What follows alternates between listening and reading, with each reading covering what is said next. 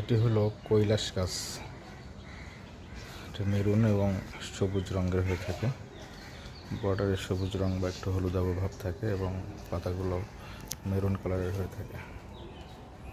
দেখতে খুবই সুন্দর। রোদটা খুব ভালো হয়, তবে আবসা আলোতে এটি হয়, তবে রংটা কিছুটা ফ্যাকাশে হয়।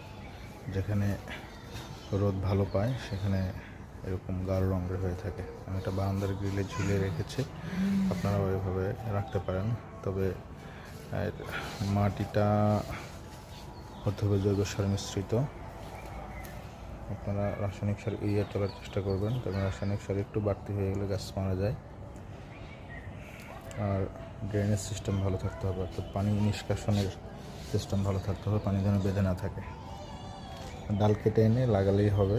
এরকম দেখে গিট আছে, এরকম 2-3টা গিট সহ কেটে নিয়ে এসে লাগিয়ে দেবেন, হয়ে যাবে ইনশাল্লাহ।